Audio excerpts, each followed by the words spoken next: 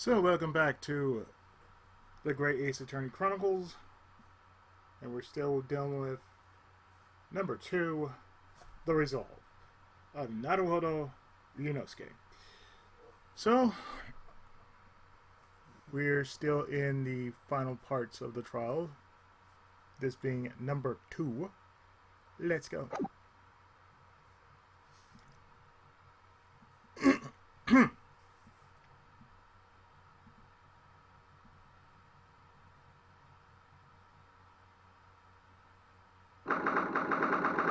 November 12th, 9:30 a.m.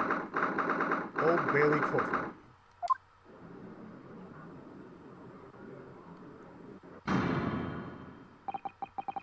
Before we begin today, I have a brief announcement.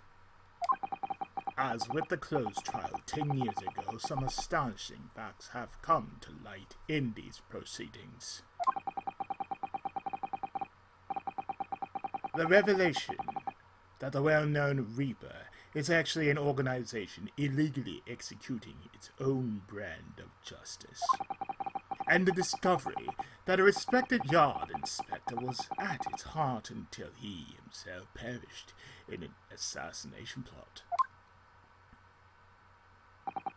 Well, I say to all members of the judiciary here present on this occasion that we will stop at nothing to uncover the whole truth behind these disturbing findings.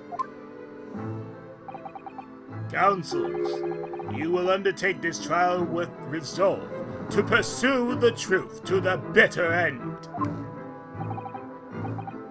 So, yes, that's my intention.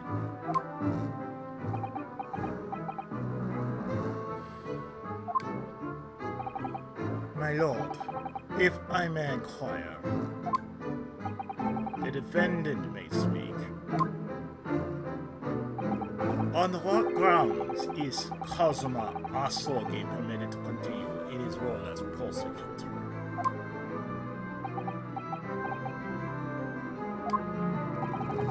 He has admitted to colluding with the victim in a plot to assassinate an innocent man.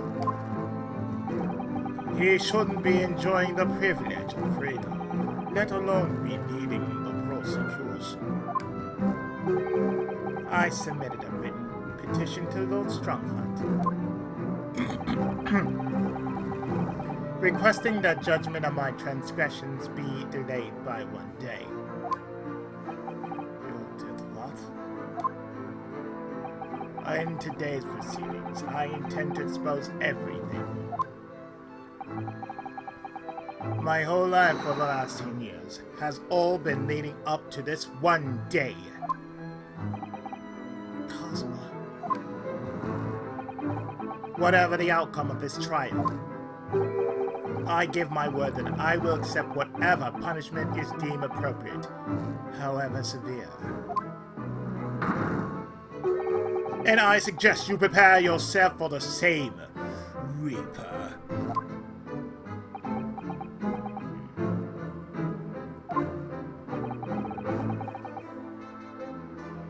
Kazuma's bristling with hostility today.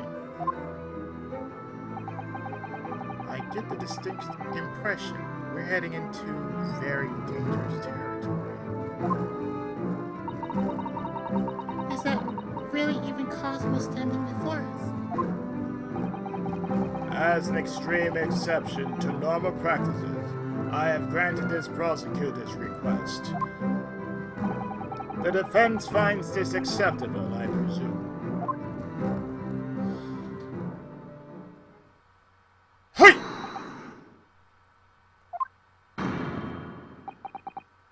In that case, in the name of Her Majesty, the Queen, I hereby declare this court to be in session again. We resume the closed hearing of Baroque von Zix. Defense ready, my lord. Prosecution more than ready.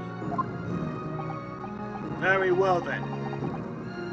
This preamble has taken long enough.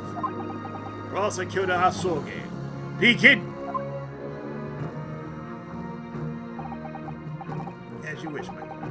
prosecution calls the first witness to stand. Bring Seishiro Jigoku into the courtroom. At last, we've reached the final battle. He's putting literally everything on the line now in order to get the truth.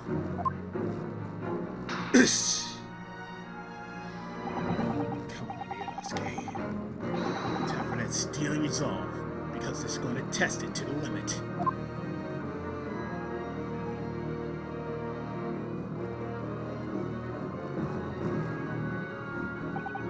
Witness, state your name and occupation for the court. Oh. So as you wish, Miss Wood. Your subpoena. I take what was necessary. Well, look what the young man has become. I didn't think I'd see the day when you take that toll of me. The witness will ensure his responses are pertinent to the questions asked.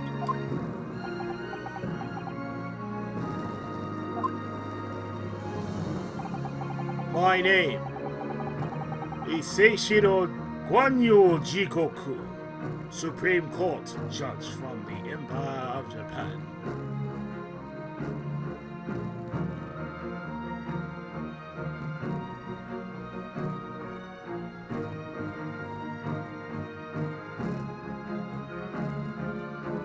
I gotta get one.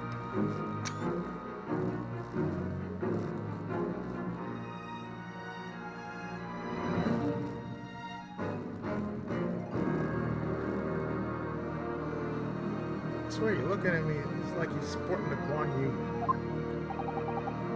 16 years ago, this man came to London as a visiting student. 6 years later, he returned to Japan. As well as residing over the Supreme Court, he's also currently Japan's Minister of Foreign Affairs. I am, of course, fully aware of Mr. Jigoku and his preeminent roles. I invited him personally to the International Forensic Science Symposium as a representative of his country. I hear he also played a key role in the conclusion of the Anglo-Japanese Treaty of Friendship and Navigation. Ha! 'Twas a great honor to be involved in negotiations. I put my all into that treaty. Judge Jigoku, I must ask. Well, I never fancied a young murdering student turning up here of all places. You acquitted me yourself. And now, I'm a practicing defense lawyer. Yes, and full of self-importance like a friend across the court. You came here to London, my invitation, to the International Forensic Science Symposium. But then, without informing anyone of your plans, you took flight to France. Took flight? I have to object to that turn of phrase.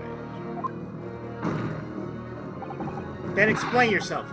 What exactly were the circumstances? I was somewhat expecting this, and I'm sorry to say, I declined to comment. What? Leaving the country prematurely when I was an invited guest may be questionable etiquette. But my decisions are related to this case. I can't be bound to testify. Unrelated, you say?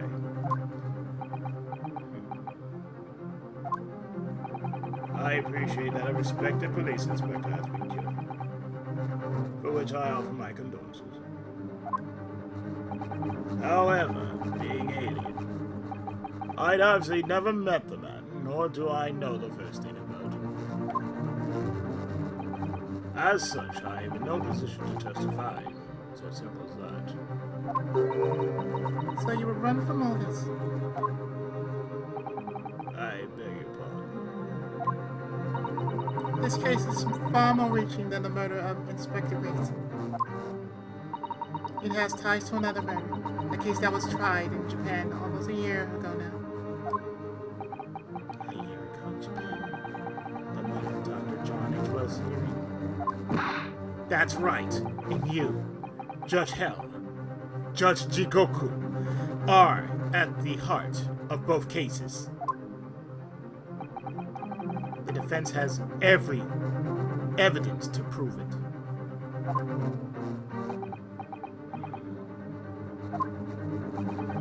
Well, Ryunosuke, I see from the look in your eyes that you're resolved to carry this through to the very end, too.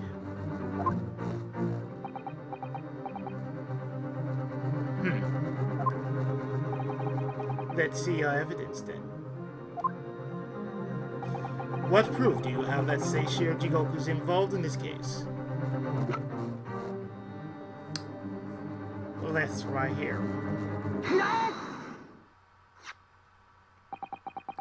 This is a telegram detailing a communication sent between Britain and Japan approximately 1 year ago. The communication contained 4 names. K. Asogi, A. Shin, T. Gregson, and J. Wilson. Hold it! You little... Where did you get that? In Tokyo. From your office, Judge Jigoku.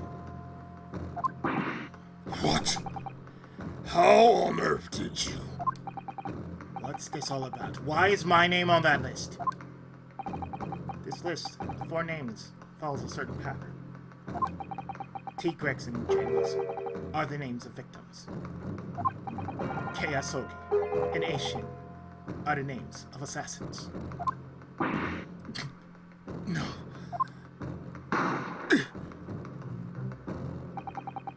A year ago in Tokyo, in the first game, Dr. John H. Wilson's life was taken at a Western-style restaurant in the capital. The culprit was found to be a visiting student who went by the name of Giselle Britt. But her real name was Assassin, a professional killer sent on a mission to kill from Great Britain.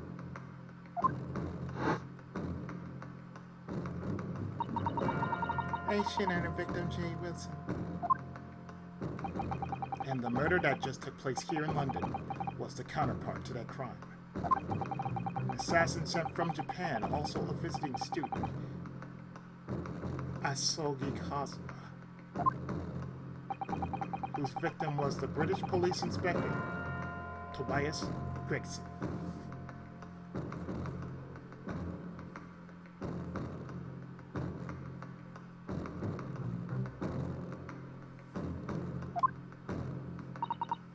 K. Asogi and T. Gregson.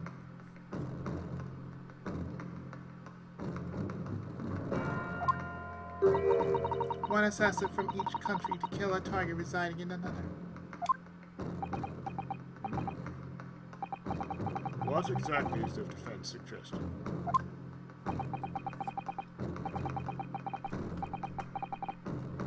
These 2 cases of murder, one that took place in Britain and one in Japan, were masterminded by a pair of individuals from each country as a form of assassin exchange. In a telegram, the defense has acquired proof of this international contract to kill. What?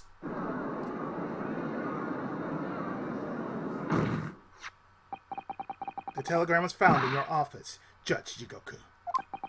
In other words, the mastermind in Japan was you.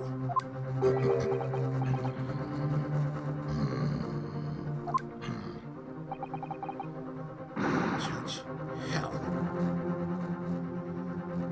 What's this all about?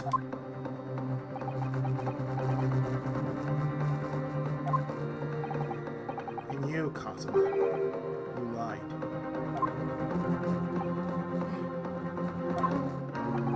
During yesterday's proceedings, you acknowledged that you accepted the assassination mission. But the mark wasn't Judge Jigoku at all. It was T. Gregson, Detective Inspector of Scotland Yard. As shown by the name on the killing contract.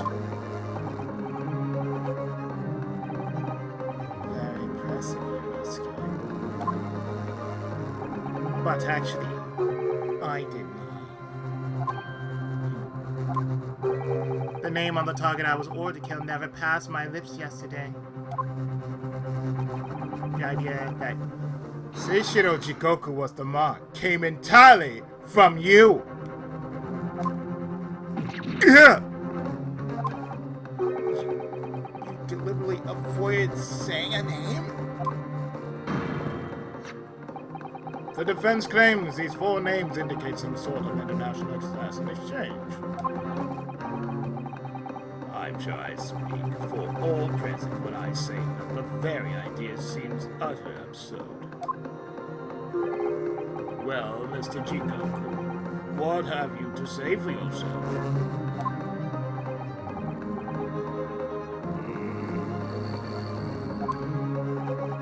His silence only goes to prove his guilt! There's another very important point that this new development brings to light. There's now a distinct possibility that the scene of Inspector Gregson's actual murder was in the witness cabin aboard the SS Grouse.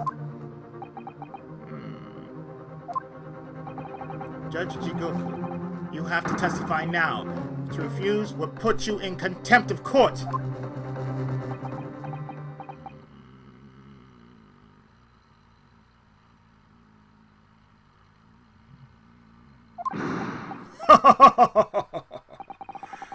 There's no need for quite such a vicious stare, young man. Very well then. As a parting gift to you all, I'll tell you everything I know.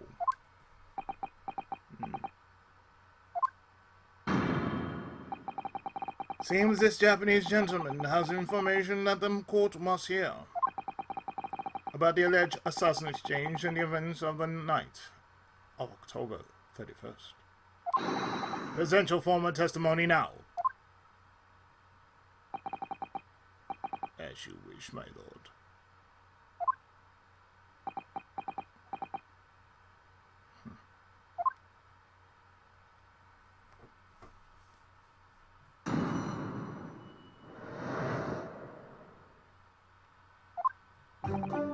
It's true that Kazuma Soge was assigned the assassination mission 1 year ago. The target was Inspector T. Gregson. That was a condition of the British study tour. However, in the end, something happened that meant the young man was unable to carry out his mission. On the evening in question, a member of the crew was on duty outside my cabin at all times. If there had been a shot fired, the crewmen would have heard it. So clearly I can't be involved.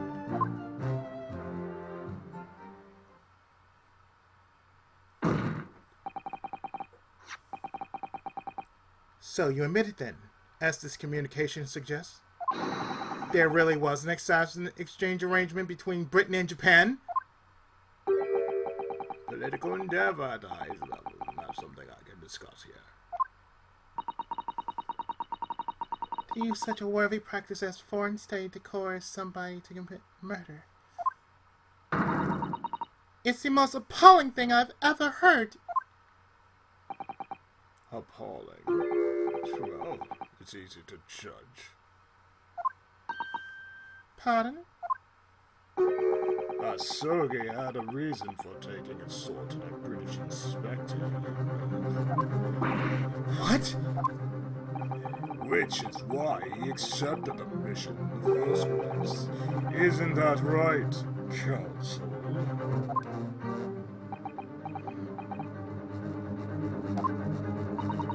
Kazuma? Judge Jigoku, if you are the mastermind behind this operation in Japan, then tell the court the identity of your counterpart in Britain. I'm not obliged to divulge information. As I said yesterday, I've killed nobody. I freely admit that I accepted the mission, but on the night the plan was to be executed, I backed out. In In short, this assassination exchange that the defense has identified is unrelated to the events of this case. The crucial point is this. Your police inspector cannot bear the rule that steamshipping doesn't work. Because it had been shot in the cabin, it's inconceivable that a member of the crew wouldn't have heard it. That's right. Gregson was killed after returning to London, in the room on Fresno Street. And the perpetrator of the crime was the Reaper, Barak von Zix. The prosecution's accusation remains unchanged.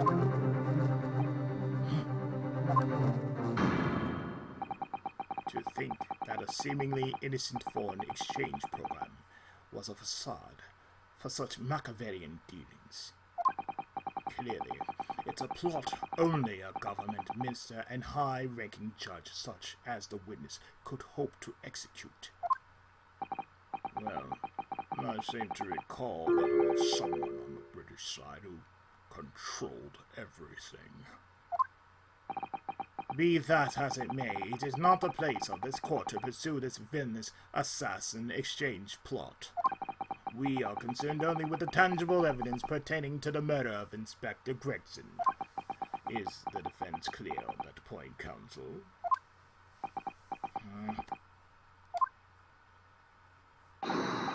Hey, I'll keep that in mind as I cross-examine the witness.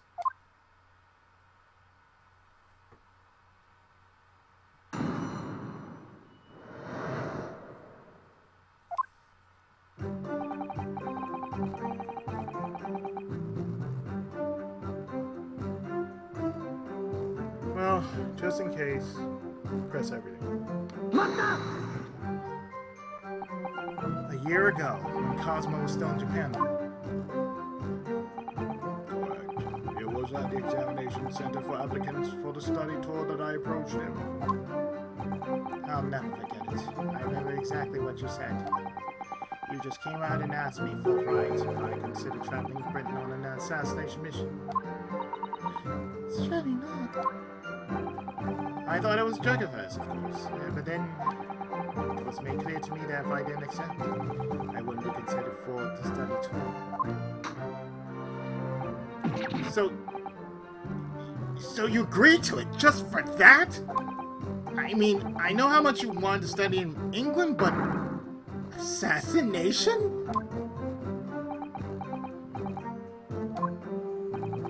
The Empire of Japan had accepted a proposal from the British Empire at the time. An agreement to send a student from each country to the other to deepen cultural understanding and friendship. But behind the scenes, the chosen students were to be given assassination missions. I had no choice but to accept the proposal that originated from my British counterpart. Why? Why did you expose the plot there then?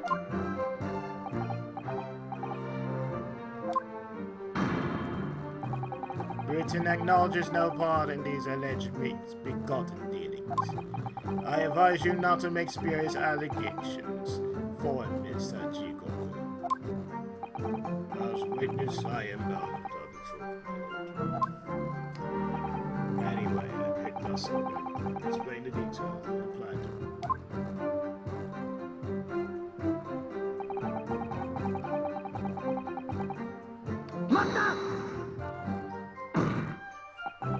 Why Cosmo? Why'd you pick him as the assassin? He was the most capable of all the applicants. In addition, he had a sword. I knew his desire to travel to Britain was very strong. In fact, it was almost more than a desire. His whole purpose in life. Yes, as his best friend, I can certainly attest to it.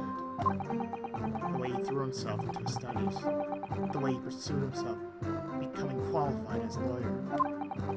It was only for that one single goal of being accepted on a study tour. And of course, we know the reason behind that. He was determined to find out for himself the truth about his father, Ginchi. There's nothing I wouldn't have done to get here. Be that agreement to assume the role of assassin or betraying people's trust. Well, you certainly did a fine job at betraying me, Asogi.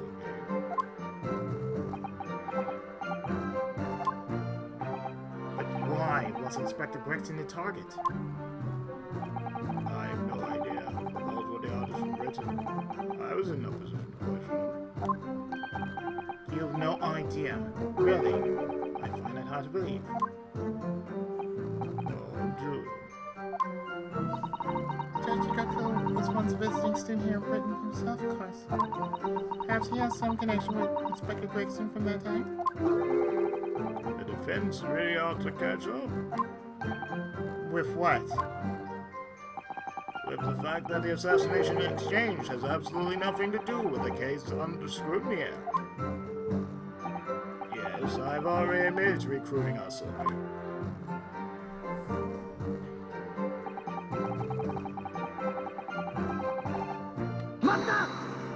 Yeah, I'm curious about that.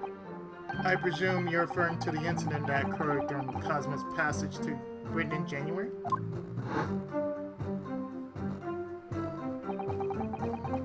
The awful tragedy that took place on the steamship. Word arrived at the ministry some 2 weeks after the ship's departure from Oxford. A visiting student had been killed, but his body had somehow gone missing in Hong Kong. The news was wired to me from the detective I placed on the ship to accompany the assassin. Obviously, Cosmo didn't actually die at all. But he did lose his memory, including all details about his special mission.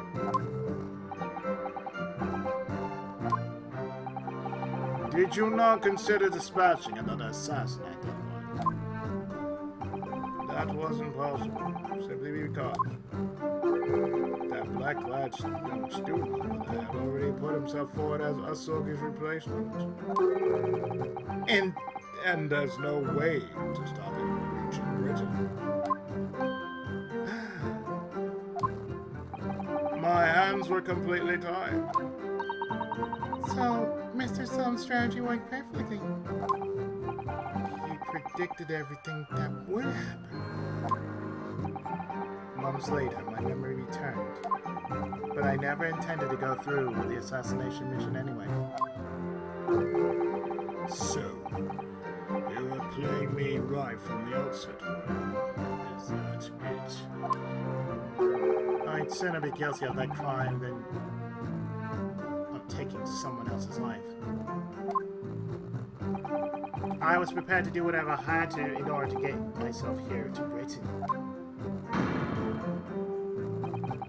This line of questioning has gone on long enough.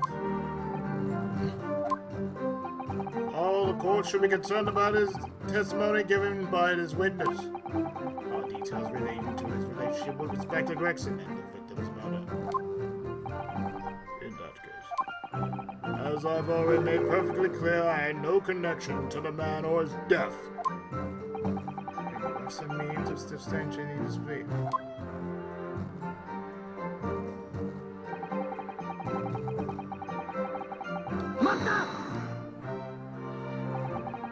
Outside your cabin, in the first class area of the SS Grouse, you mean?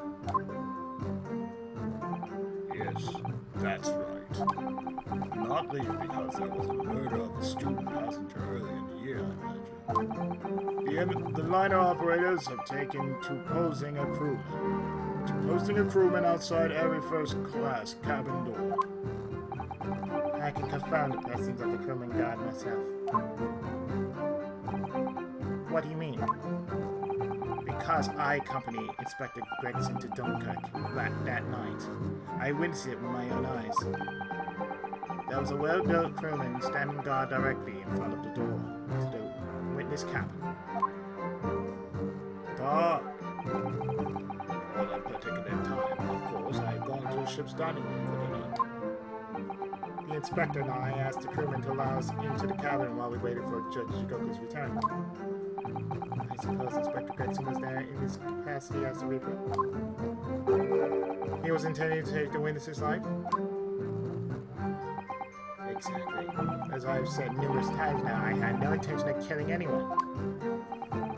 So the crewman led 2 potential assassins into the cabin he was supposed to be guarding. Really, the most convincing is not the most convincing of centuries, really. In truth, those were my thoughts too. But anyway, I stayed to talk with Inspector Gregson for a short while, and then I left him there and made my way off the ship alone. Was the guard still at the door when you went? Yes. He glared at me as I walked past. You see, that proves it.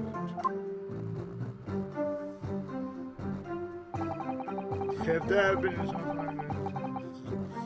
And that's when we present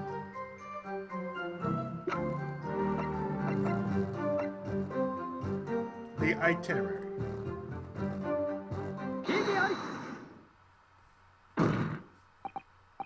Yes. As the court has heard, there was a crewman posted outside Judge Jigoku's cabin. However, we can be sure that, contrary to the witness claim, the guard wasn't there at all times. What? I have here a notice of a particular event that was scheduled to take place aboard the steamship on the 31st. Where did you get that? It's evidence gathered by Mr. Hollock Soames. You were acquainted yesterday, if you remember. Hollock Soames again. According to this itinerary, after leaving the port of Dunkirk at exactly 10 p.m. and for a period of 20 minutes, all crewmen of the SS Grouse were to gather on deck for an evacuation drill. Away from their posts! And during that 20-minute interval, of course, any gunshots emanating from your cabin would have been heard by no one.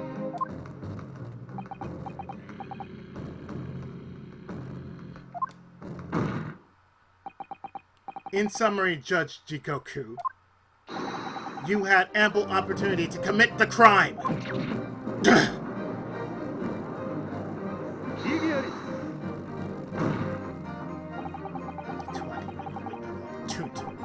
That's an excellent fine, Ryunosuke. But it amounts to nothing. Why? Because the witness clearly stated in his testimony that no incident occurred in his cabin. Unless you have some decisive evidence that can show his testimony to be false. Your accusation's more than conjecture. Very true. Well, counsel.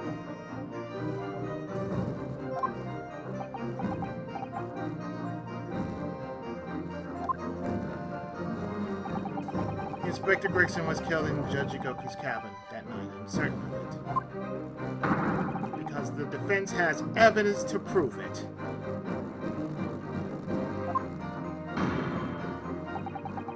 You will present the evidence for defense at once, Captain. Whose life was taken in Judge Jigoku's cabin.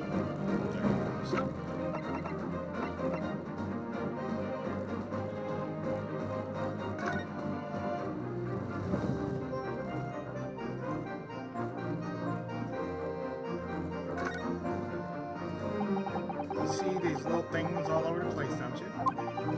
It's the part on the top of a pocket watch that you twist to set the time, isn't it?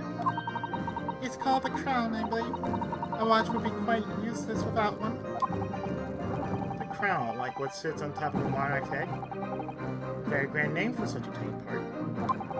But actually, yes, Naruto?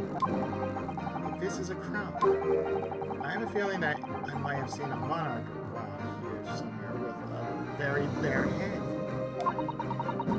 If by monarch you mean pocket watch, then I'm quite sure you have.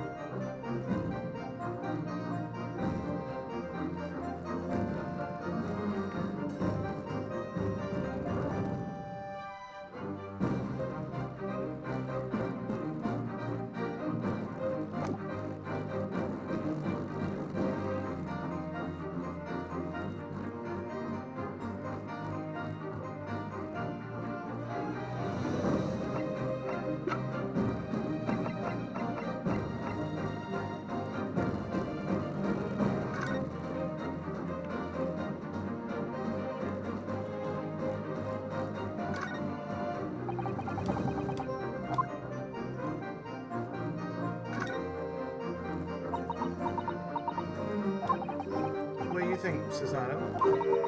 I feel sure I know exactly what we did here. Really? I was thinking precisely the same thing. We're about to see that little round component. It's actually part of Inspector Grigson's broken pocket watch. Really? I was just thinking precisely that too.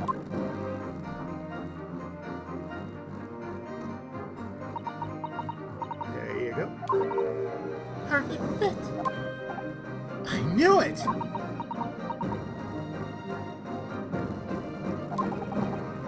Alright, perhaps you knew it.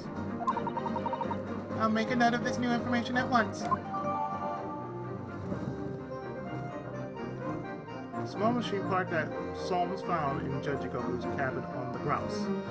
It's now cleared as the missing crown of Inspector Grigson's pocket watch.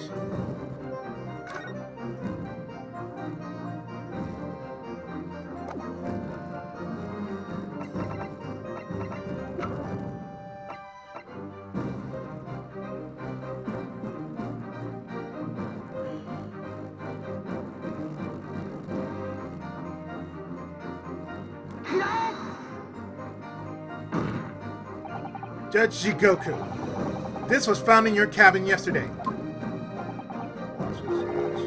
The crown of the pocket watch. And if you'll observe, the victim's pocket watch, which we know he treasured, is missing precisely that part. It can't be. Moreover, this crown is a perfect fit on the spindle protruding from the victim's pocket watch.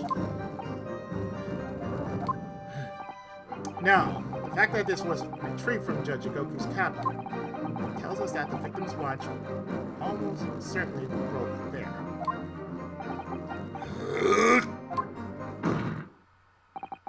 In other words, the victim was killed on the 31st during the 20-minute evacuation drill.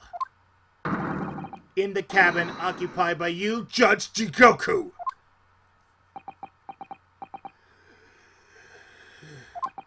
Well, you're razor sharp, aren't you, you young murderer?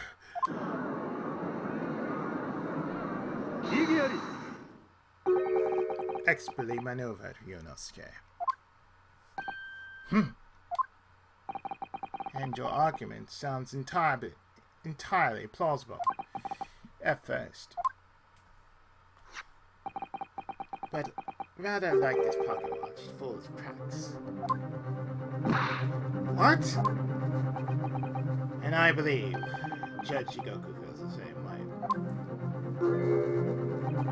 I was wrong to acquit you earlier in the year. Sorry? If I know that it would result in anyone having to listen to this drivel, I would have declared you guilty just to spare the world your ridiculous bombast. I think it's clear that the witness will have to give further testimony. What you hear what actually happened in my cabin that night. You'll notice the pitfall into which you stumbled.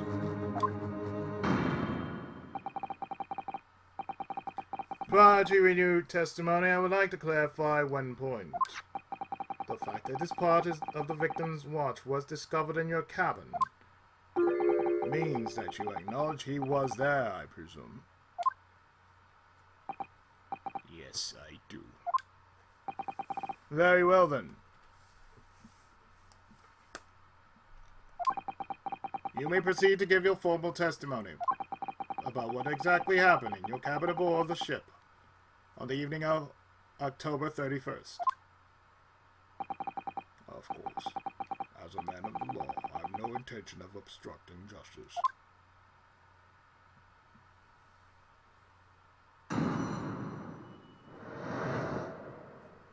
Events in the cabin.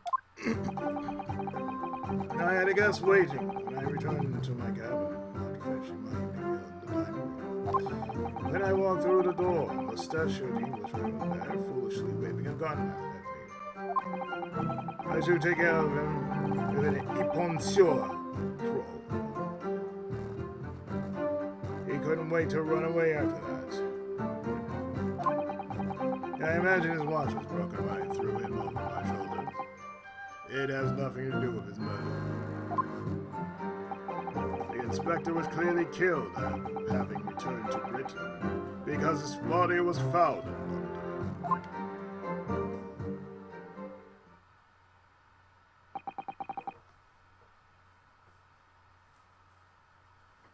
Ippon Seoi? Common Jiu-Jitsu martial arts technique in my country. I was careful not to use too much force, but the man obviously landed too heavily for his watch to take. So, Ryunosuke Naruhodo.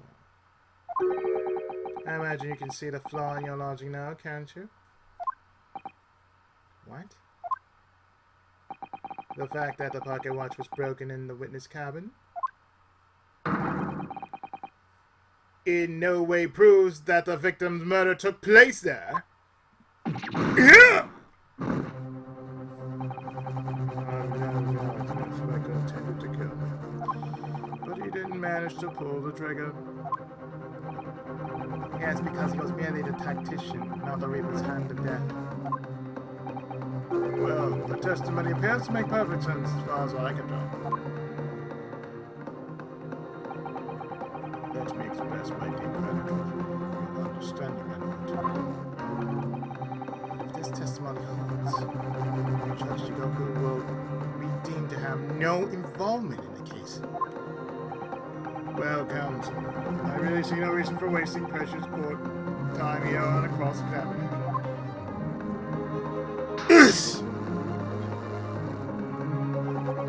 Sorry, my lord. The defense has a right to cross-examine, and I don't intend to squander that. You're an embarrassment to your countrymen, and I'm when you're beaten. In that case, proceed, Naruhodo-san.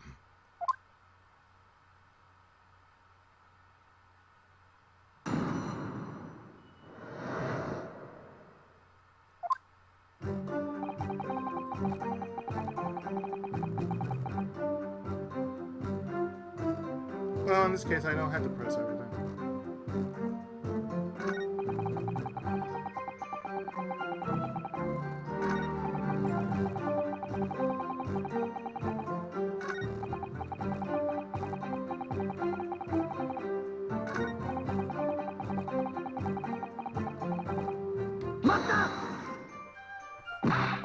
But there's no evidence that proves the victim ever returned to London alive. Just take a moment to think that idea goes through now stripping. What?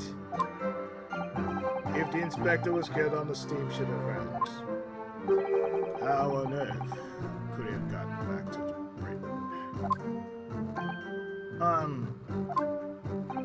When people die, their bodies remain at that same spot. It's a devil of a thing.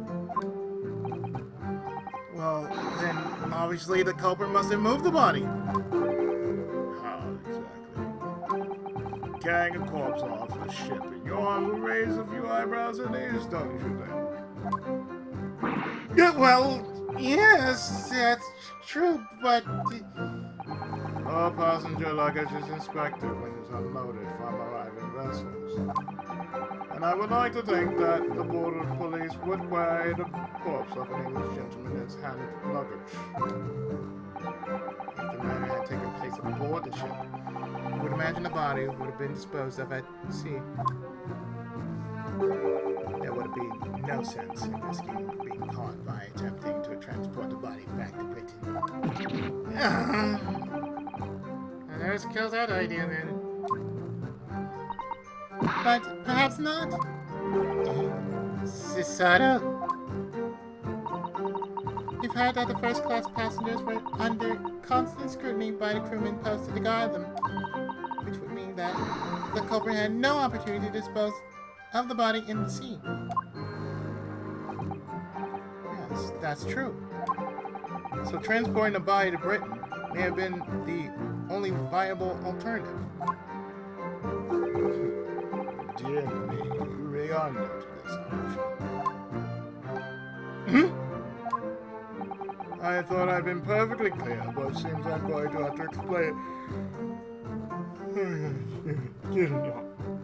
I thought I had been perfectly clear, but it seems I'm going to have to explain it in words you can understand. I think I ought to alter my testimony with your consent, of course, my lord. I have no objection. State your amended testimony now. There's no possible way I could have transported the victim's corpse back to Britain.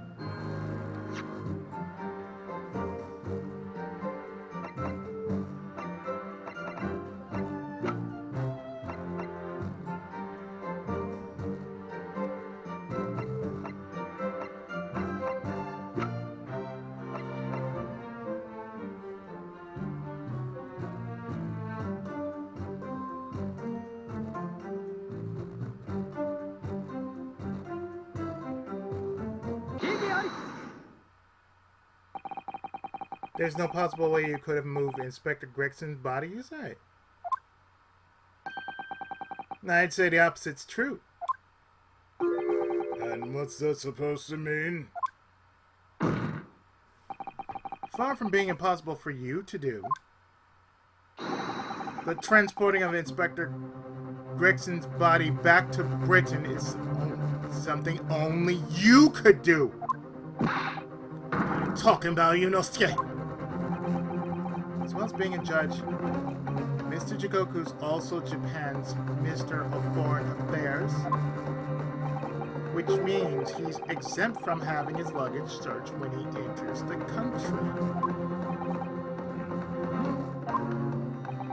We learned that when we first met you upon your arrival in London.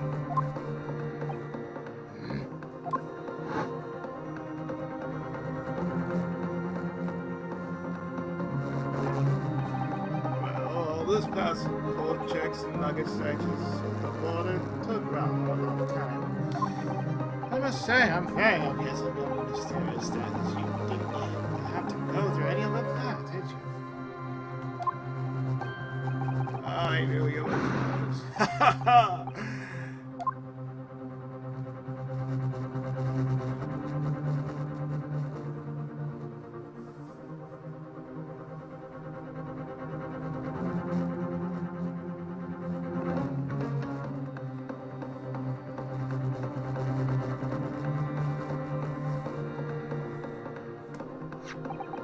I presume you recall this, Judge Jigoku?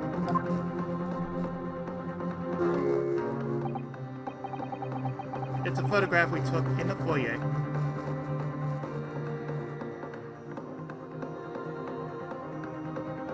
Whatever.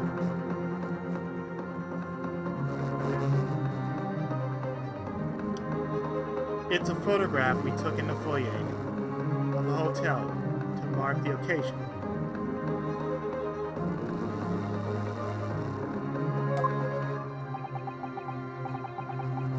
As the court will note, you have with you your large travel trunk.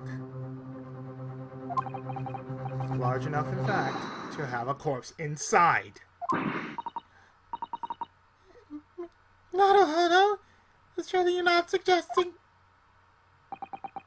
I'm afraid I am, yes. 3 days ago, when we were chatting instantly with the new arrivals from Japan in the hotel, the body of Inspector Gregson was just meters away from us, inside Judge Jigoku's trunk.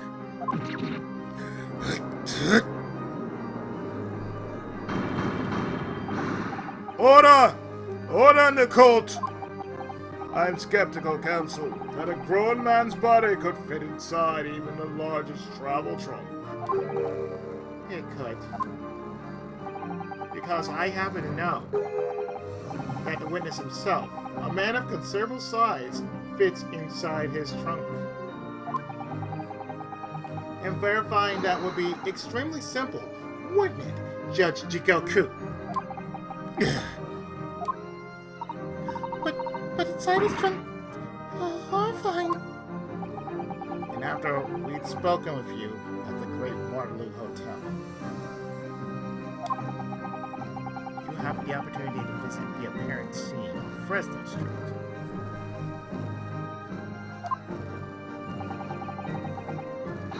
Taking your trunk with you in a cab to deposit the inspector's body. I don't have to listen to this nonsense. Dr. Gordy, the coroner who examined the body, has confirmed the possibility. She's acknowledged there are signs that steps may have been taken to disguise the true time of death. Onset of the body's decomposition could have been delayed by storing it in a refrigerator. Counsel, as I remember explaining yesterday, refrigerators of the requisite size are few and far between. Yes, I'm sure they are. But one place they're certainly found is on large ocean liners. Such ships are equipped with electronically refrigerated cold rooms to keep food fresh on their long sea voyages. And yes, as grouse is no exception. Professor Mikitoba told me about it only yesterday. Well, Judge Jigoku?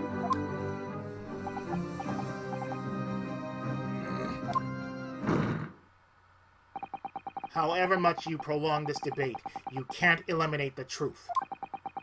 All the evidence points to you being the killer.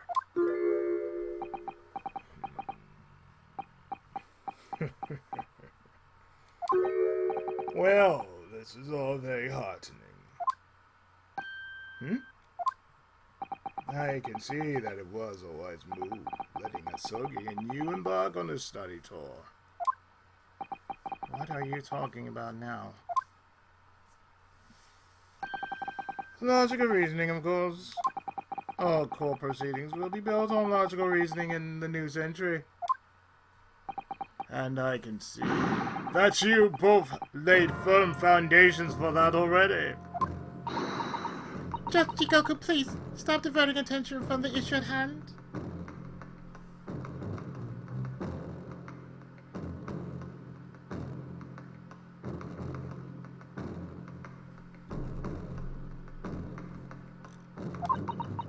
The defense has made an accusation against you. How do you respond? Respond? There's really no need for me to respond, is there? Why ever not? Because before you even begin to answer the question of when the victim was killed, you must first establish one key fact. Where was the victim killed? It's quite logical. The actual scene of the crime. The prosecution's stance is unaltered. The killing took place on Fresno Street when the gunshot was heard. As the accused, Barak von Zieg, shot the victim at point-blank range. Since no tangible evidence exists to disprove the prosecution's claim at this time, the defense deductions amount to little more than an elaborate fairy tale.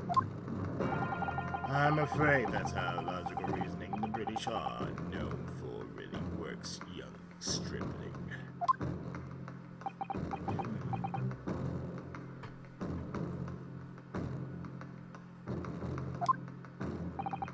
The victim was shot in that little room on Fresno Street and died instantly. I'm afraid it's the prosecution's claim that's the only fairy tale here. How can you say that? Quite simply. Because that claim directly contradicts a certain piece of evidence in our possession. Very tantalizing, counsel. I think you had better explain yourself to the court, don't you? The prosecution claims that Inspector Gregson died instantly when he was shot at the scene on Fresno Street. But this evidence clearly contradicts that claim.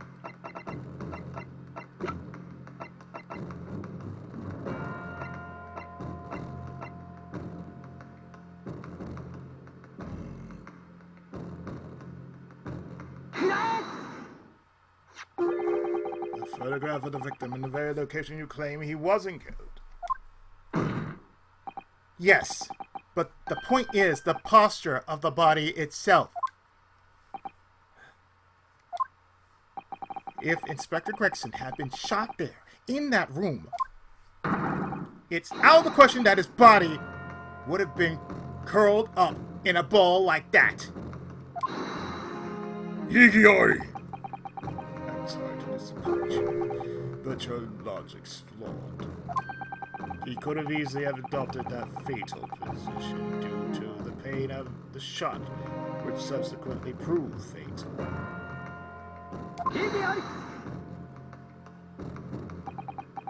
I'm sorry to disappoint you, Judge Jigoku, but your logic that's flawed.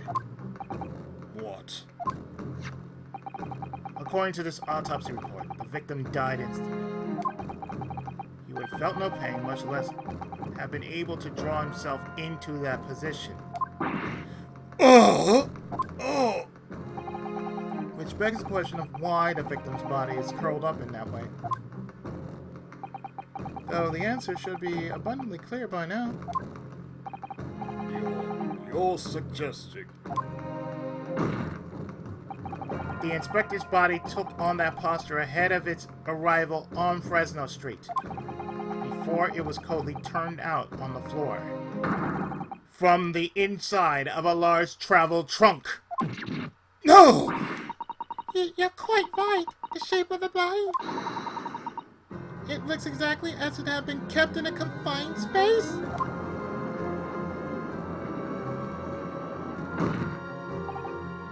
Judge Jigoku, present your trunk for examination. I believe it's very possible that it will contain traces of the victim's blood.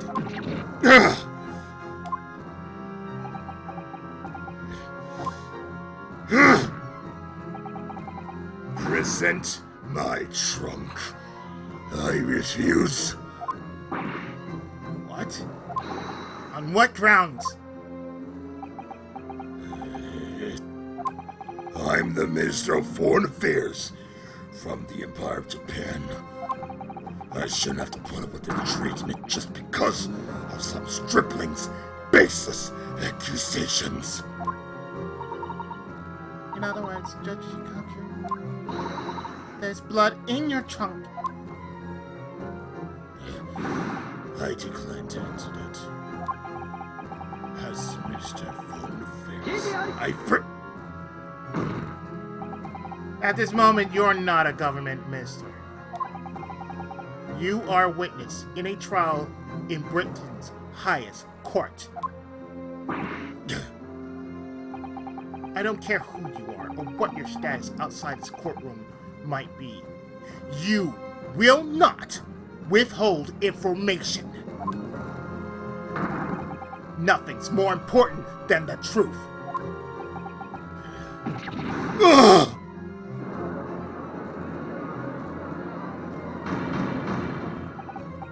Order! Order in the court.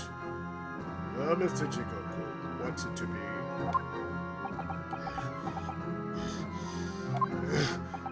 You can't be serious.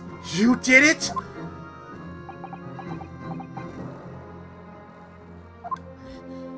Have you no shame at all, Kazuma Suki? What?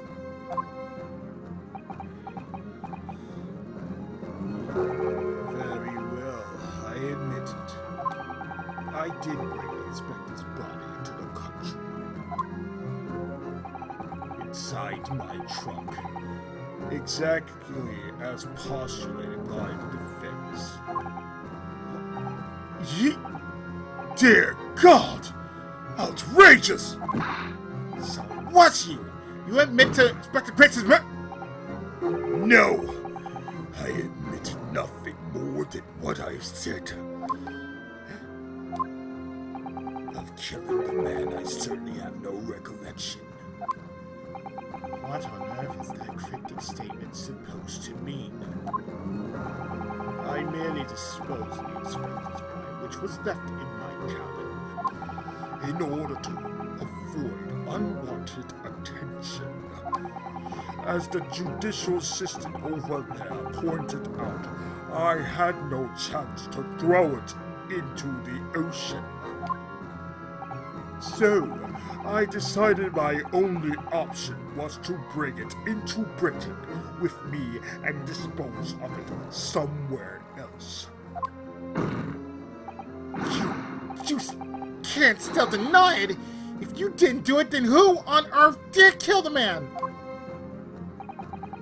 As you know, there was one other person in my cabin that night. He had the opportunity. And moreover, he'd already accepted the mission to take the inspector's life. That's right. Who else could have been? It was you, Asogi Kazuma. Samurai!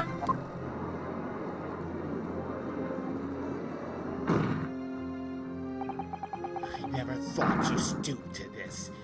Seishiro Kunio-kun. You've taken the words straight out of my mouth, Prosecutor Asogi Kazuma. You thought by leaving the body in my cabin you would pin the crime on me, did you? Well, the prosecution counsel has already admitted to visiting the witness cabin on the night in question. Yes, on an assassination mission, no less.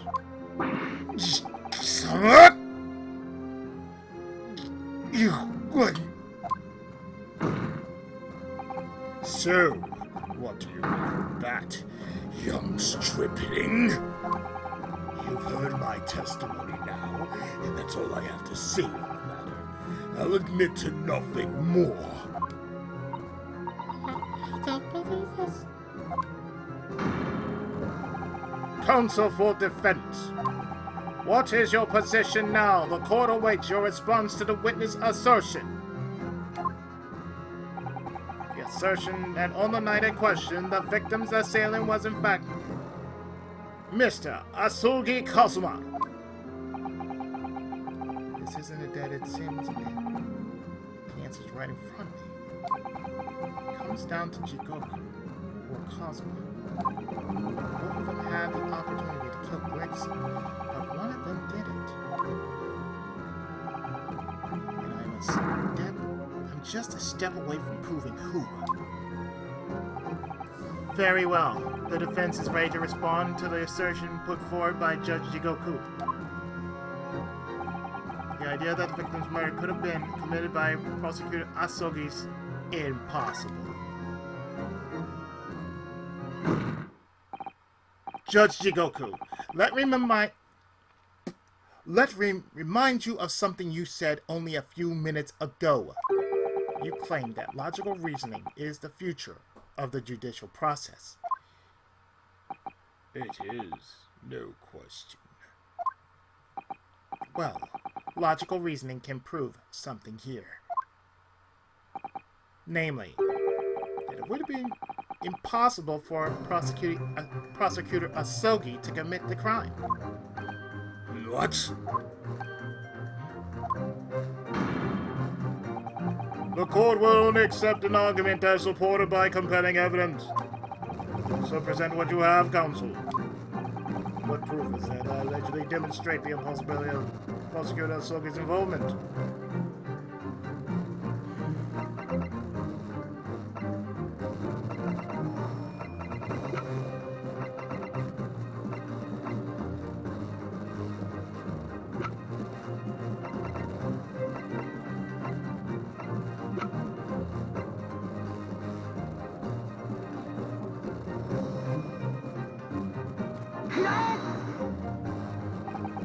This itinerary for crew members of the SS Grouse, my lord. This is conclusive proof. Itinerary? How does that prove anything? Judge Jigoku, the moment you acknowledge that you found the victim's body in your cabin. this itinerary suddenly became much more significant. Why? On the night in question, as always, a crewman sentry was on guard outside the cabin door. As long as he was always there, nobody could have fired a shot inside the cabin. Absolutely, because it's inconceivable that a guard wouldn't have heard it and come to investigate. So it tells us that the crime must have taken place when the guard was elsewhere. And that narrows it down to 20 minutes just after 10 o'clock, as indicated on the itinerary. Yes, I see no flaw in your reasoning. But the crucial point is this. When the evacuation drill took place, the steamship had already put to sea from the port of Dunkirk. Now, clearly the murder could only have been committed by someone who was aboard the vessel at the time. But Prosecutor Asogi stated in yesterday's proceedings, I didn't come to rape it to take anyone's life. So I left Gregson and disembarked the ship. I spent the night at a boarding house in town and returned to England the following morning.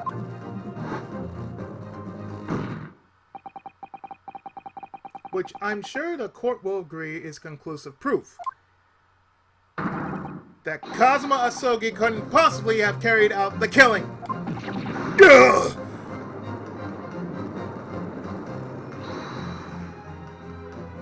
Mata! No, absolutely not. I don't accept that at all. What do you mean? The boy's just saying that to exonerate himself. We can't trust that he really disembarked the vessel. Obviously, after he left my cabin, he hid himself somewhere nearby on the ship. Just waiting for his chance. No, that's out of the question. Isn't it? Asogi?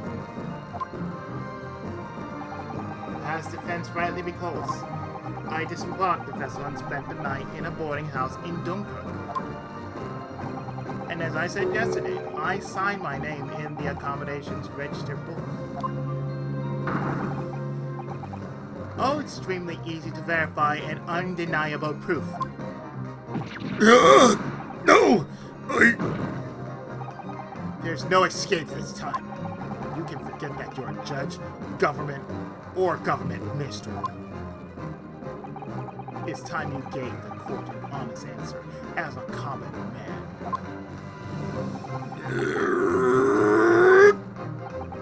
You killed Inspector Tobias Gregson and transported his corpse back to Britain. Then you dumped the body in the room on Fresno Street and made it look as if the murder happened there. That's what really happened, isn't it? Seishiro Jikoku? It was that damn trial 10 years ago. That's when all this began. Looking back now, my fate was decided that day. I was doomed already.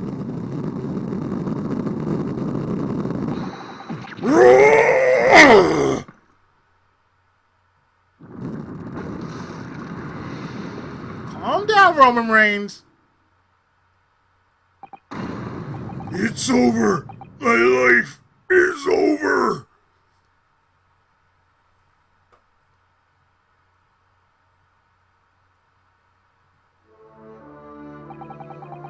A British assassin to eliminate a professor in Japan. A Japanese assassin to eliminate a detective in Britain. Both assassins will use diplomatic immunity to evade conviction and return safely to their homelands. The assassin exchange request arrived from Britain about 1 year ago. Those hardly requests. It was a demand. And for that, you decide to recruit Asogi. But things didn't go according to plan. Your chosen assassin never made it to Britain, and you found yourself unable to dispatch a replacement. Because I was already on my way to Britain at that time in Cosmo's place. That left me with only one option for carrying out my obligation. To eliminate the mark myself, personally. Of course, there was but a single opportunity for me to do that. The International Forensic Science Symposium, I presume?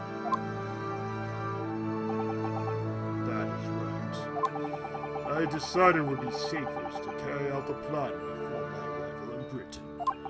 So I enlisted the help of my British counterpart and made arrangements for a pretext that would take the inspector to Dunkirk. To lure the man in, he was given a sham mission by the Reaper. What? The Reaper? But there's only one person who could have done that! The mastermind of the entire operation. The Reaper himself. Ah! So, that means that the assassin exchange was... It was all planned by the Reaper? I'm not at liberty to say anything about my British... Excuse me, let me say that again. I'm not at liberty to say anything about my British counterpart. Anyway, the inspector accepted the Reaper's mission and dutifully infiltrated my cabin on the steamship.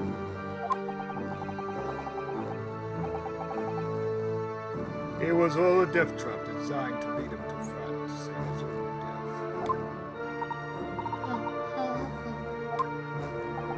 It was past 9 o'clock when I returned to my cabin from the dining hall that evening. I didn't give him time to attack me and choked him until he lost consciousness.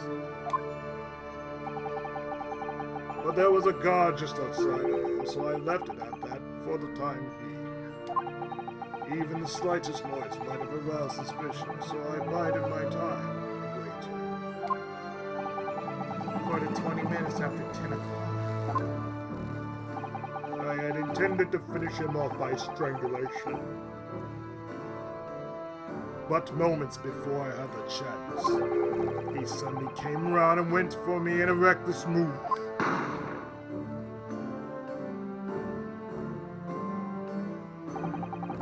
I received the British issue gun 16 years ago, being a member of the judiciary as a visiting student. I never imagined I had to use it for something like that. So the revolver belongs to you, doesn't it?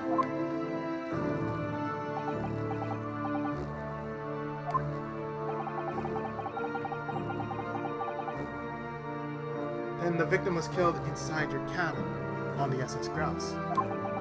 Which begs the question of why you arranged for his body to be discovered in a room on Fresno Street. The young judicial assistant over there has already answered that question. There was no way I could take the body up on deck to throw it over the side. That's precisely where all the crewmen were gathered for the evacuation job. So before the first-class cabin sentries returned, I took the corpse to the refrigeration room. And then, on arriving in Dover, you concealed the body in your trunk in order to smuggle it past the border police. I knew I needed to take steps if the police were to be convinced when the body was found in London. In that case, you must have known. You must have had intimate details of Inspector Gregson's intended schedule. Yes, my British counterpart sent me everything I needed to know. The inspector was due at Fresno Street at 5 o'clock that afternoon. Or evening. In order to meet a man by the name of Hugh Boone, from whom he would take back his police identification. I decided that man would be the perfect person to set up as the culprit. So I took a hackney carriage over there with the body still in my trunk. You must have arriving just after we took this photograph with you at the hotel.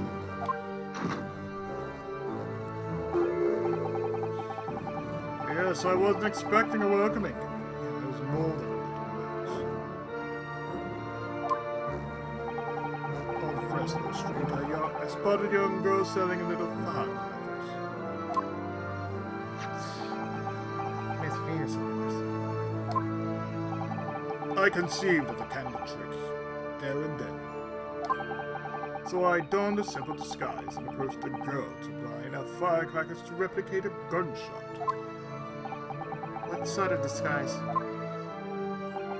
For some reason, the inspector had a bright red handpiece in his own traveling case. So I put that on, although I suspect I drew more attention to myself than I would have otherwise.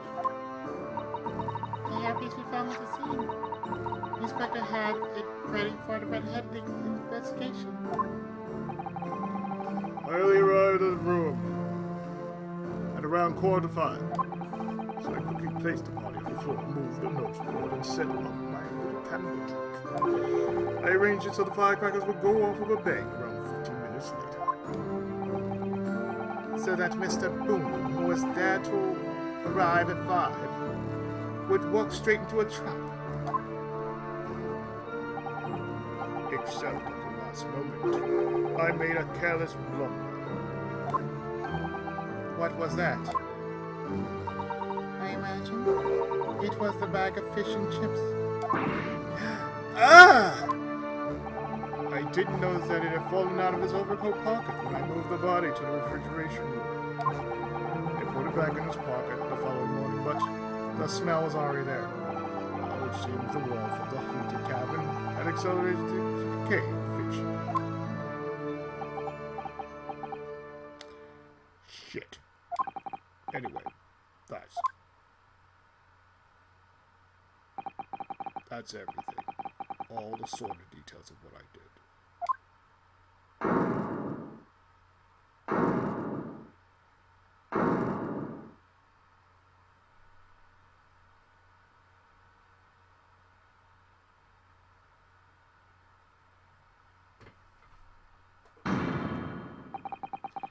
I've heard enough.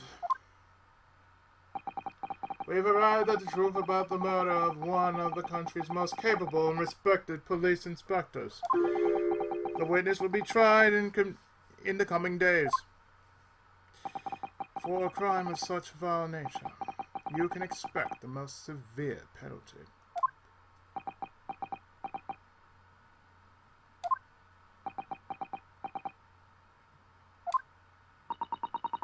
An exchange of assassins. What a foolhardy idea. Mr. Jikoku, one last detail. Who was your counterpart in Britain? Who was the mastermind behind the assassin exchange?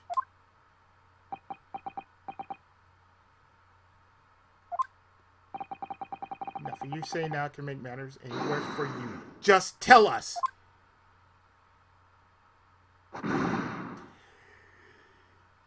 Shisamu!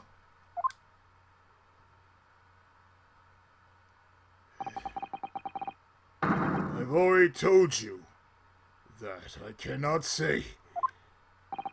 Even though, as things stand, you may very well never set foot in your homeland again. Hell's going to hell. What are you waiting for? Can't we get this over with now? It's finished. All of it.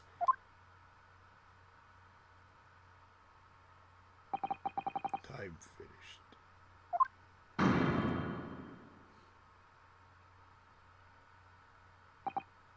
Then, in the name of Her Majesty the Queen, I now pronounce the findings of this court.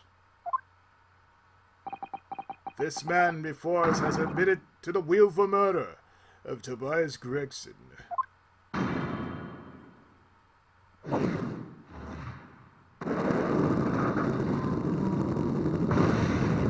You are Seishiro Jigoku. It is the opinion of this court that you should be found. guilty. And may I remind all those present of the strict confidentiality demanded by this closed court.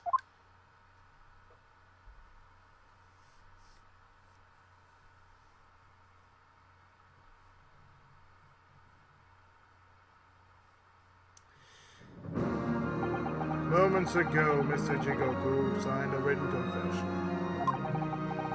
admitting to the murder of Inspector Gregson and the subsequent conveyance of the body. In short, the defendant's innocence has therefore been established beyond doubt.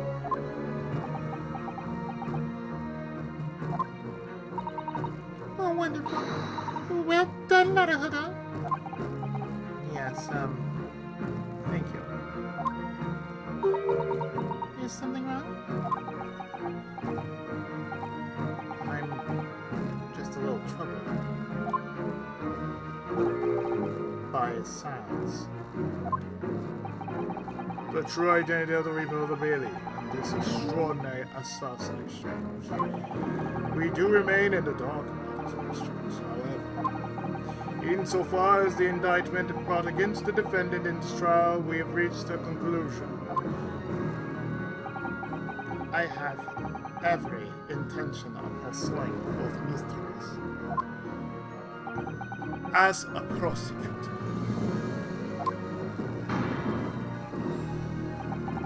as you wish. Now for the former adjudication. I hereby declare the defendant Barak von Zix.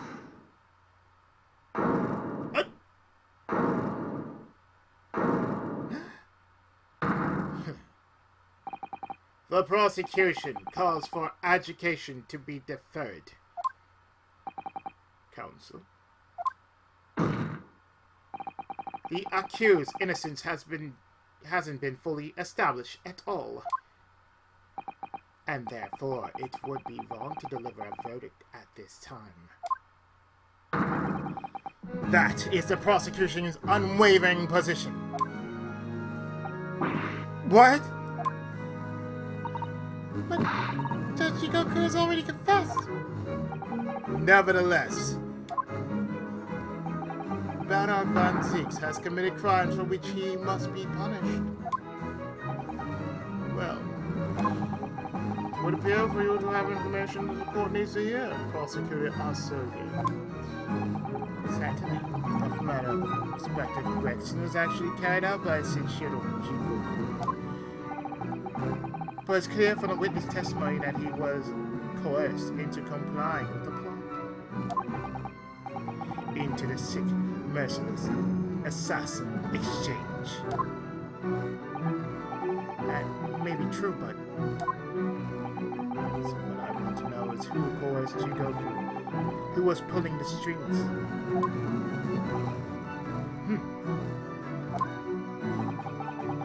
The victim went to France, having been ordered on a mission for the Reaper, only to be murdered. In other words, the mastermind behind the assassin exchange is someone in the position to give such an order. As we've already established, the Reaper himself. Well, certainly, that would appear to follow. The prosecution hereby formally accuses the man in the dock, Barak von Zix, of being the Reaper of the Bailey, and furthermore, I'm going to prove his guilt beyond all reasonable doubt.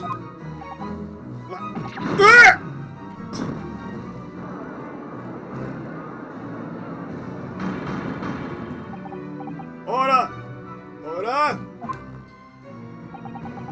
The Reaper of the Bailey is a long-standing mystery, Counsel. Are you suggesting you have no information with which to build a case?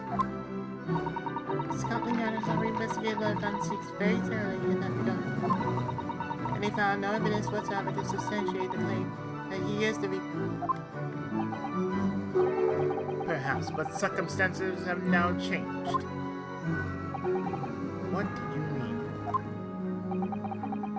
has already been established that the assassin exchange was negotiated with Chugoku by the Reaper himself, which means we now have a new line of questioning by which to identify definitively the man's identity.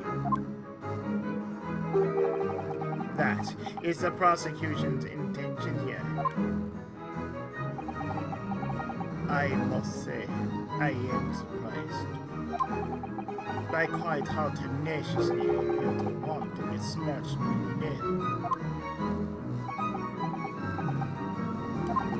You are guilty of an unforgivable crime, Lord Francis. And I will bring you to justice for it. Whatever it takes.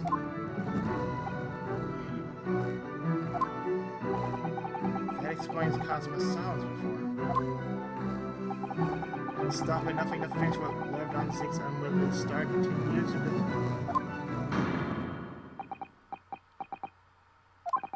Very well. Whilst extremely irregular,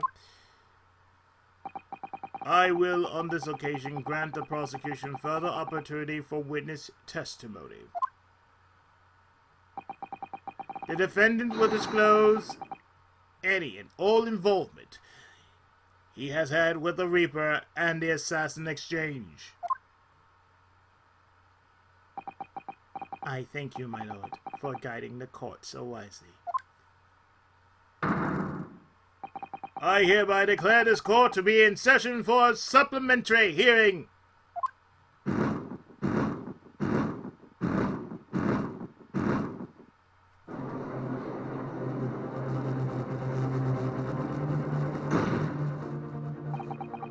Pray turn a blind eye to the discovery as I verify that this vile, unrelenting accusation. Pray turn a blind eye to the discovery that as I verify this vile, unrelenting accusation hasn't soured the contents of my hallowed chalice. Lord Von Six! I first had to suffer the pseudonym of the Reaper 10 years ago. And ever since that time I've endured the weight of implied guilt and unscorned So I welcome the chance to testify now and crush those allegations once and for all. Good. Then let justice decide, Lord Van Six. The prosecution seeks to begin building its case by calling the accused to the stand as the primary witness, in order that he may answer the accusation brought by the prosecution that he is the Reaper of the Bailey. And what says the defendant? Putting the defendant in the witness stand can be extremely dangerous. And Cosmo's son mentioned at the moment, he's not thinking logically. You're right that he's not himself. I knew it would be like this. I came here today determined to face him through whatever might arise. As lawyer and as his friend. Then that is what we must do. Defense has no objection, my lord. Very well. Defendant, you will take the witness stand and give formal testimony on the subject of your involvement with the Reaper and the assassin exchange.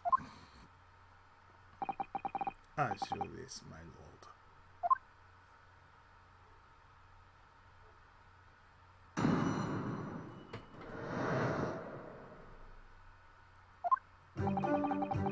I have never taken the life of another, nor have I instructed another to kill. I've been investigating the truth behind the Reaper for years. I was aware of Gregson's involvement. That is the reason why I went to Fresno Street that day, and how I came to discover the body.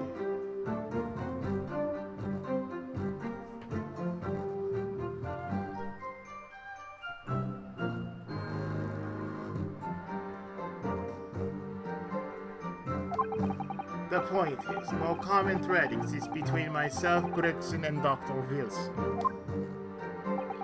Clearly, therefore, there's no reason to suspect me of being behind the assassination.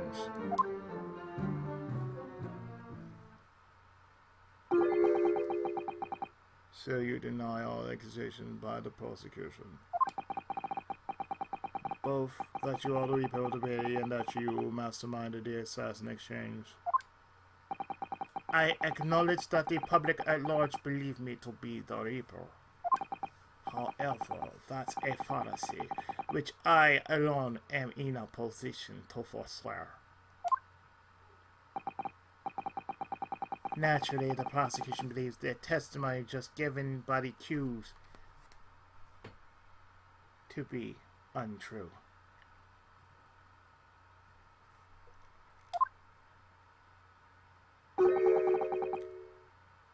Naruhodo, Ryunosuke.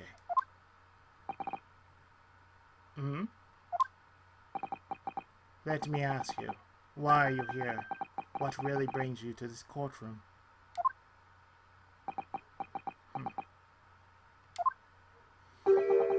A desire to uncover the truth. Even if the truth proves your client to be guilty.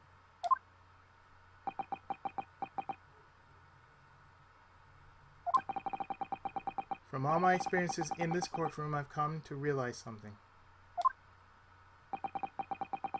The truth can't be hidden. Sooner or later, it will come out.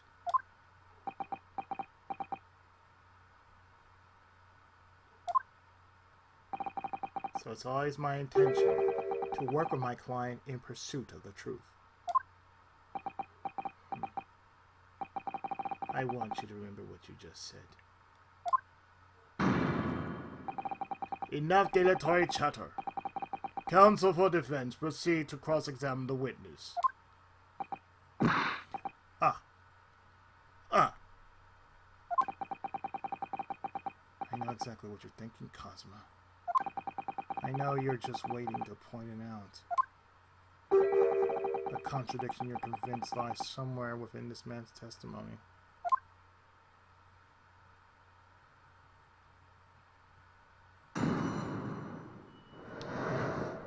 Alright, there we go.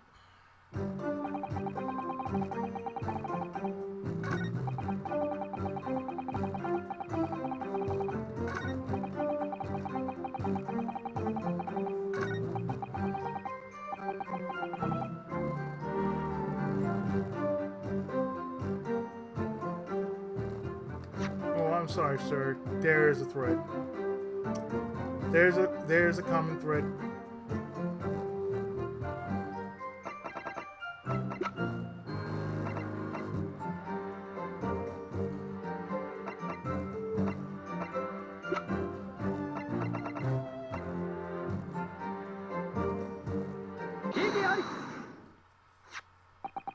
What is this?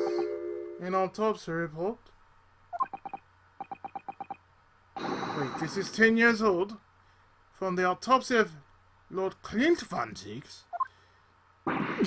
What? My brother's autopsy report? I'm pleased to see the defense doesn't intend to run from the undeniable truth.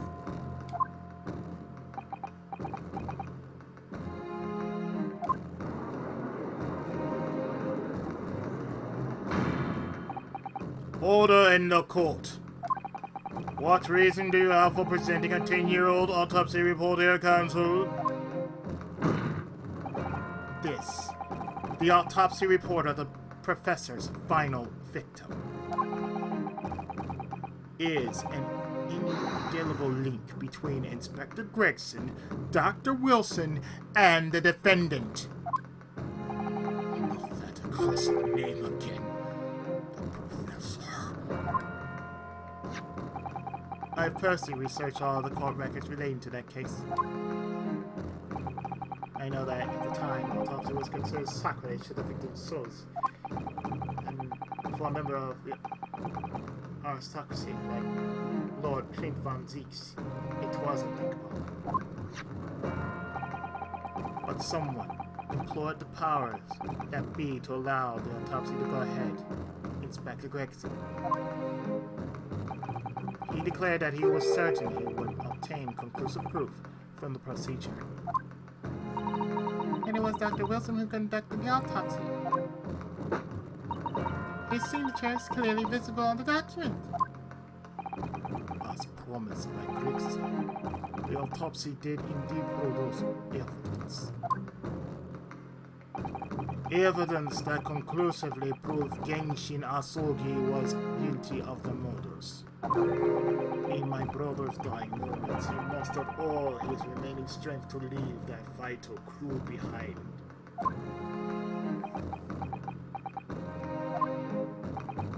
Indeed, that was the key to indicating the professor for his crimes and conclusive evidence that convicted him.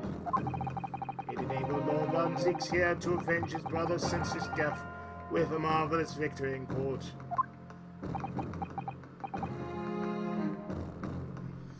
A marvelous victory, was it? I wonder if that's really true.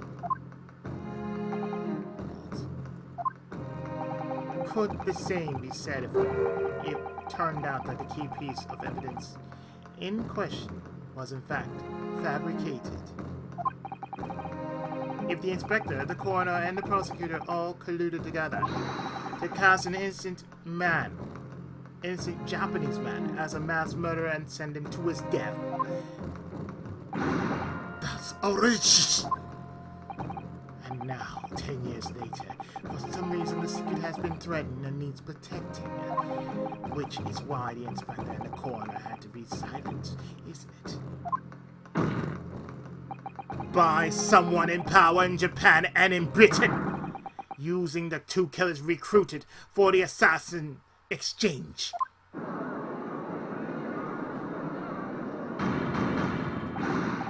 Order! Order at once!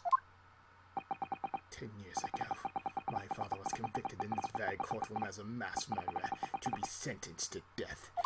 But it was all a sham, and I swore to myself that I'd prove it, which is why I had to come to Britain, whatever the cost.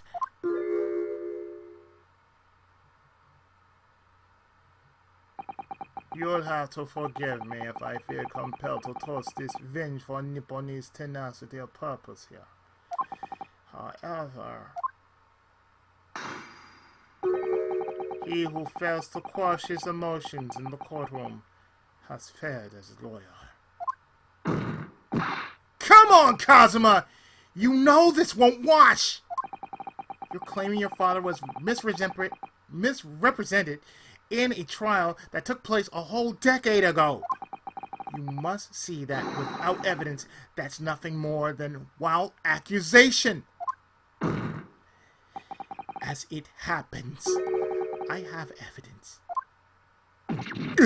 Nani? As the court has heard, I crossed the channel to France with Gregson on the 31st.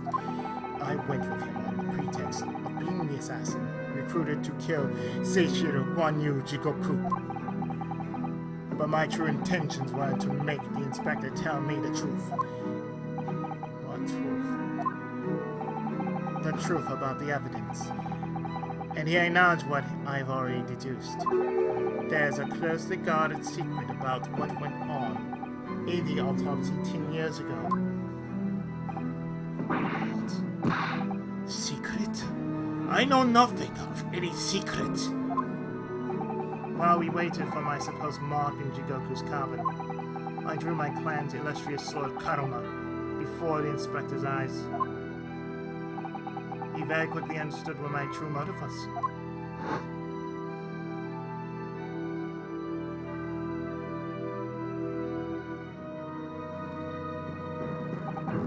But, Marcy, you're not a young lad, are you? And what? You're gonna cut me down with that thing, is that it? Yes, you'll very much depend on the answers you give to my questions. I want to know what really happened 10 years ago. The truth. That's all.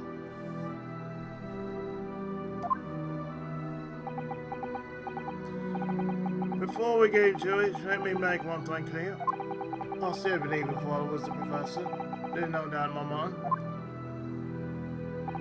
But fortunately, back then, we didn't have the evidence we needed to make the crime stick. So, you admitted it. The evidence used in my father's trial was fabricated.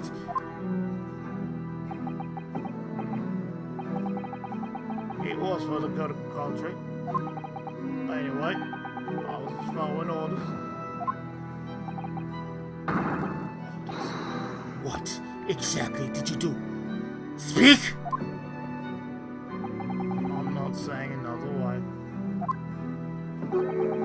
Even if your life depends on it.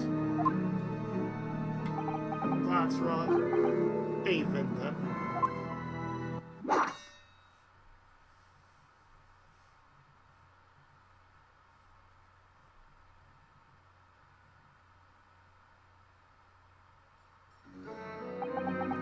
So that's when the tip of the sword broke.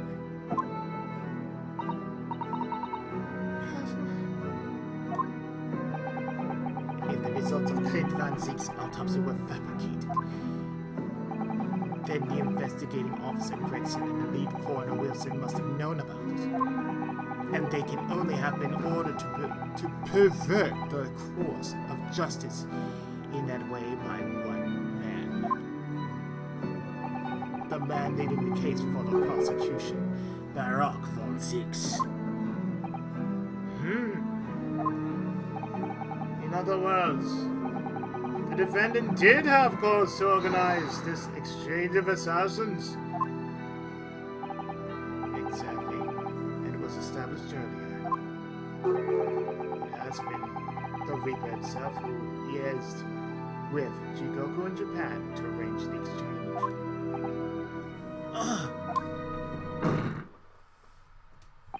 So it follows that the Reaper's true identity can only be that of the man who stands accused in this courtroom today, Barak von Zieks.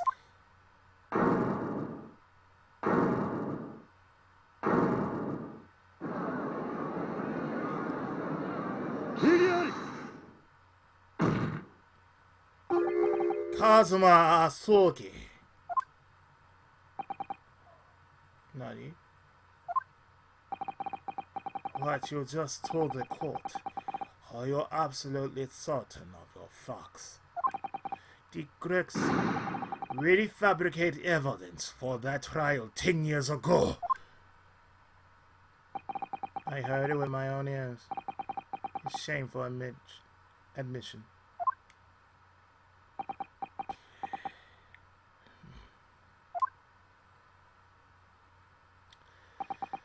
In that case, I know the name of the Reaper.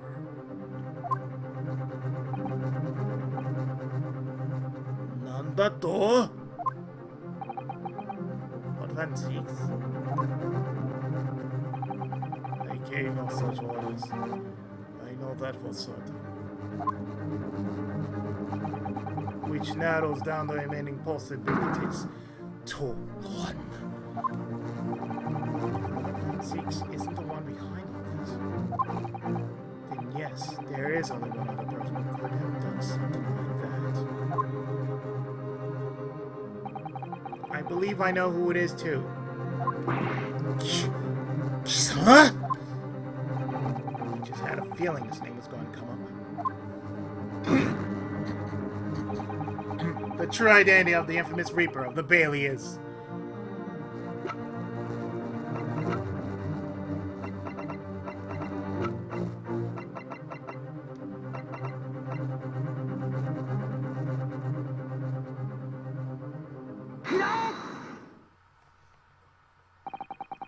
the only person who could have arranged the assassin exchange and manipulated the autopsy results. The Lord Chief Justice himself, Lord Male Strongheart. Lord Strongheart? Yes, it's true that 10 years ago the defendant handled the prosecution of the professor in court. But he only took over the case after his brother, Lord Clint von Zieg, had been killed.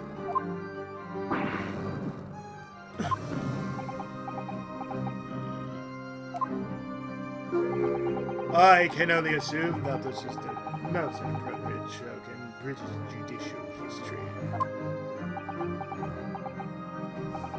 Well, Lord Van Ziegs,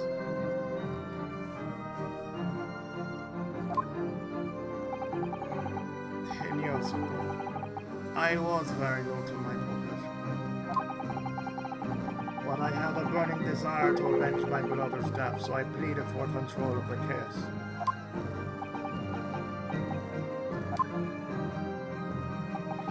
The investigation to that point, the supplication of the Lords to allow my brother's corpse to be examined, all the evidence I was given, the autopsy reports, it all came from you.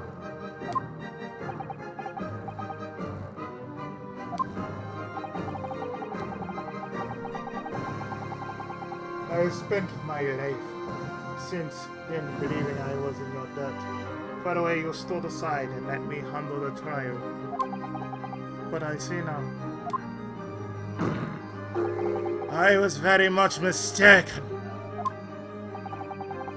He was a hugely influential force that caused the inspector and the coroner to break the law 10 years ago. And that same force was still felt a decade later on the other side of the world. By Seishiro Jiku. Lord Strongheart, everything falls into place. We recognize you are the Reaper of the Bailey.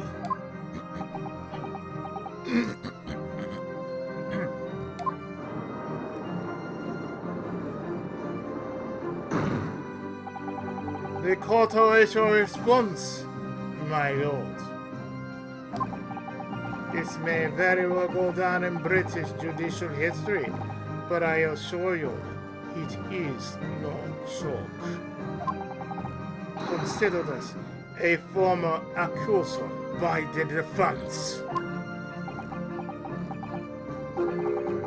It doesn't warrant response.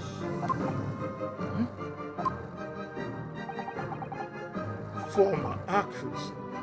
Don't be absurd. The defense claims are utter nonsense, wild fantasy at best. You're not going to defend yourself? You claim there was some wrongdoing with Clint von Zieg's autopsy. That's utterly untrue. But I heard it from Gregson's own lips. He admitted to it. And where's your evidence? What? Gregson's dead now, unless you were thinking of something that goes to the stunned. What you mean to say? I forget how the system works in your little backwater country. But in the courts of the British Empire, without evidence, there's no case. I've no intention of entertaining some wild fantasy that can't possibly be substantiated by anyone or anything. Ah!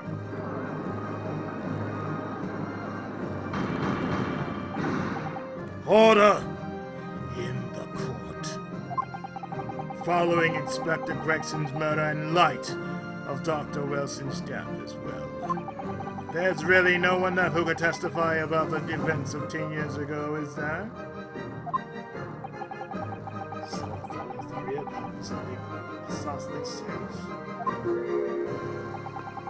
This court has no business raking over the course of a case that concluded a decade ago.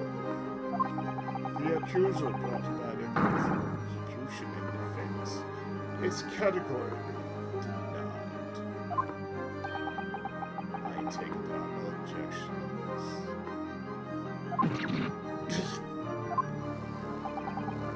Kills me. He's more or less waited his whole life for this moment. Is there really nothing else we can do now? Is there no other avenue we can go down in pursuit of the truth about what happened all those years ago? If only there was someone who could There is someone. He's gone to extraordinary lengths to cover his tracks. Even so far as dispatching an assassin all the way to Japan to ensure Dr. Wilson's silence. And Dr. Sy won't say anything against Strongheart. But there's still one ray of hope.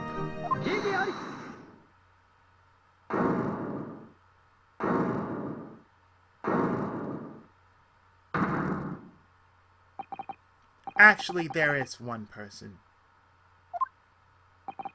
One person who could still testify about that autopsy. Don't be ridiculous. There is no one left. Who, Inosuke? Who? Tell me! Kazuma, please. This trial can't end. Not yet. I'm not doing this for you. I'm doing it for the truth.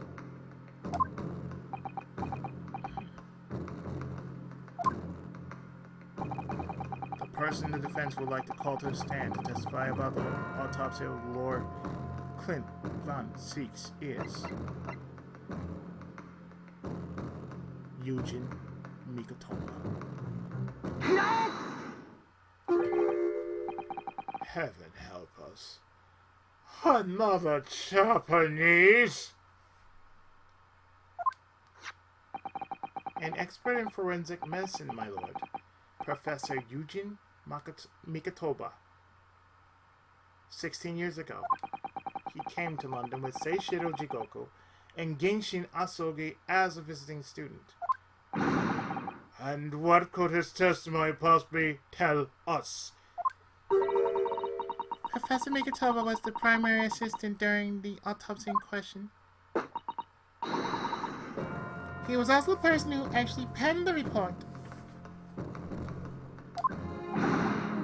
Incorrect. The autopsy was carried out by the coroner, Dr. Wilson. The report carries his signature. It was the primary assistant's duty to keep a written record of the coroner's work during the procedure. In actual fact, the coroner merely read over the report at the end and signed it. In other words, Professor Mikotoba witnessed the entire autopsy from start to finish.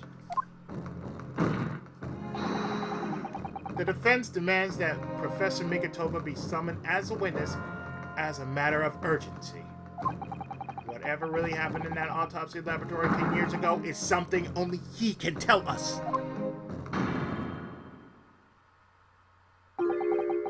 Defense demands denied. What?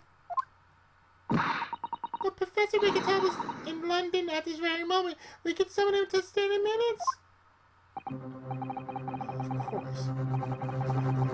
Strongheart has no intention of summoning anyone he knows. He's too concerned about protecting himself. Prosecutor Asogi, let me refresh your memory as you seem to have forgotten the prosecution's stance. Only minutes ago, you accused the defendant of being the Reaper, of masterminding the assassin exchange. I did, yes.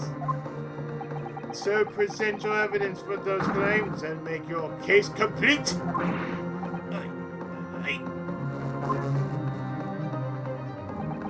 At this time, I don't have the requisite evidence, but that's exactly why we need witness testimony. The professor case is closed. There are no clues in the distant past that will go to your argument today. I'm afraid to say, Prosecutor Asogi, that you would appear to be possessed by the spirit of your late homicidal father. Check! Now, as I stated earlier, this court has already reached a conclusion with respect to the matter at hand. Inspector Gregson was murdered by Japanese Supreme Court Judge Seishiro Jigoku. That's what I was about to say.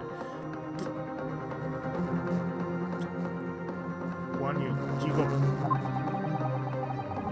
As for any hidden circumstances that may exist, they will be investigated in due course by the proper authorities. But we all know what will happen. That will just give the mastermind of the whole venture time to cover his tracks again. By which you mean me. Your punishment for this contemptible behavior will be decided at a later date. As for you, prosecutor Asogi, you will be remanded following these proceedings. Willingly, I trust, since you gave your word.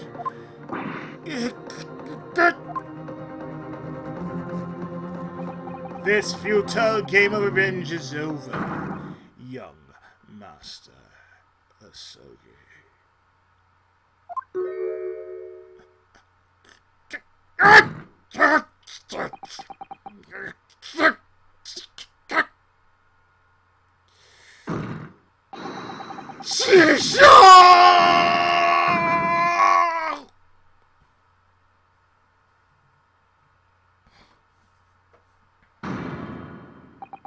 That will be all. I hereby declare this trial to be over. Matazo!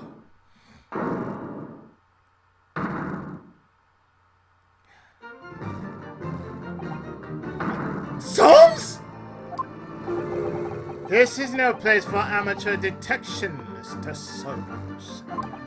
May I remind you that these proceedings are closed to the general public. You will leave the courtroom at once! Mr. Solmes was instrumental in the apprehension of Seishiro Jigoku before he fled from Europe. The court should hear what he has to say.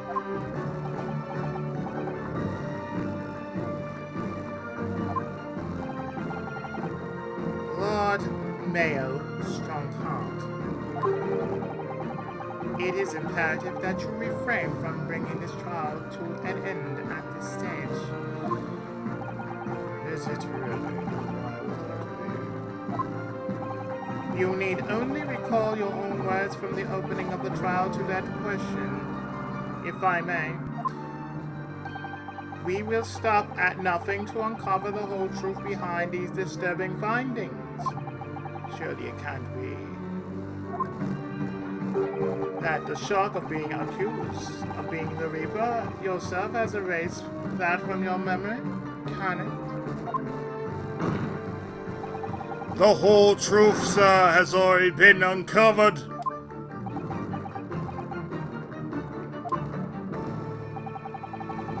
It would seem that we have great many important members of the judiciary present here today. I put it to you, my dear fellows, should the trial end at this juncture? After all, why have you been invited to attend? To nod along to the provocations of your superiors?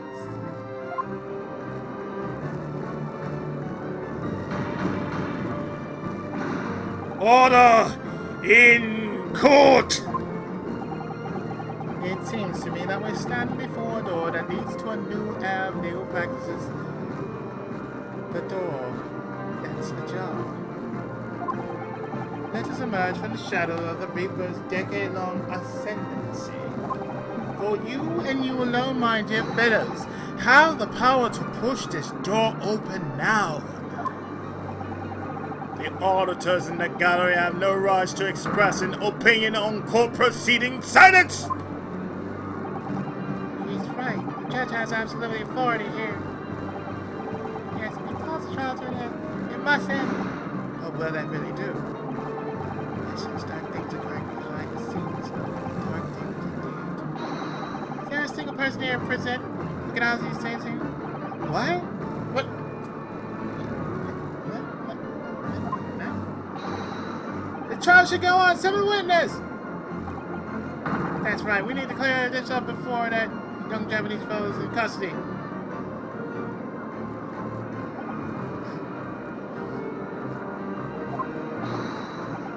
My lord, you are assured that those present that you would uncover the whole truth. Vindicate yourself of this outlandish accusation. The truth, the whole truth, and nothing but the truth.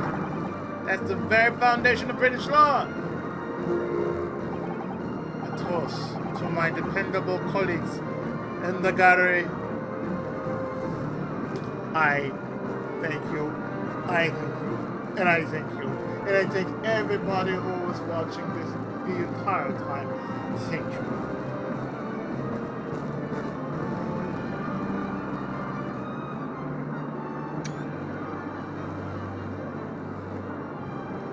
My bitches, I thank you.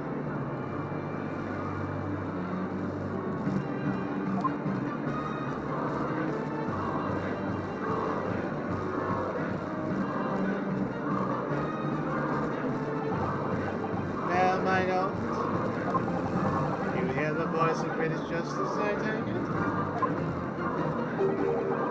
Oh, father, you would be rather awkward, son.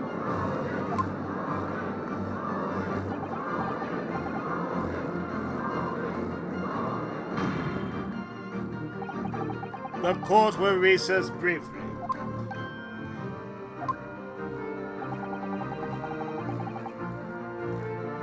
I have no intention of shrinking from these allegations. Bailiff, arrange for the subpoena of the witness at once. As soon as the gentleman arrives at the courthouse, we shall reconvene. Recess won't be necessary, my lord. Mikitoba is a close friend of mine. He accompanied me today and is waiting in the antechamber as we speak. I do believe he's been enjoying a little trip down memory lane, in fact.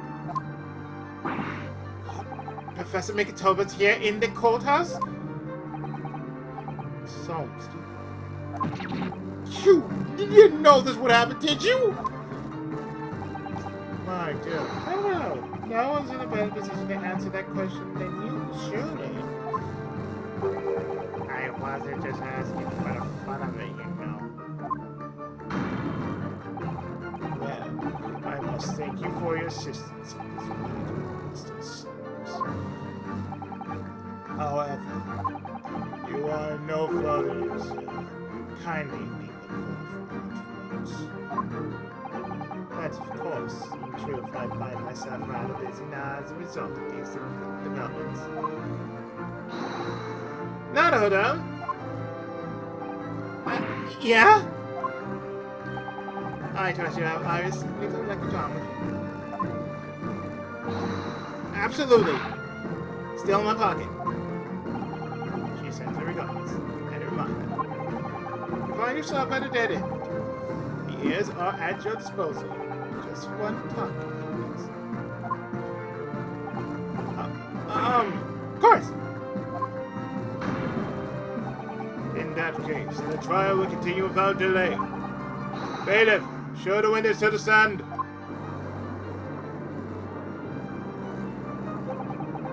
Says Lord Strongwood. He's the bailiff. Where exactly is this trial going to take me? Just how deep am I about to be plunged into this blackness and abyss? Well, I'm ready. I'm ready to head into the heart of this maelstrom and confront whatever horrors it tries to drown me under.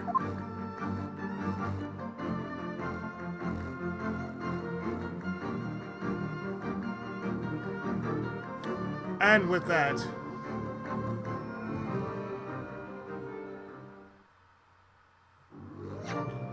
we're actually going to stop right here. And in the next part, which should be the final part,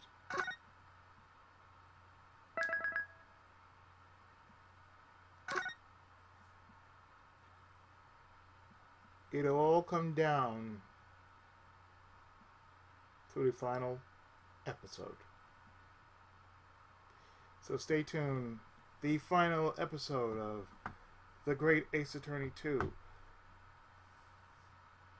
will conclude this whole mess right after this.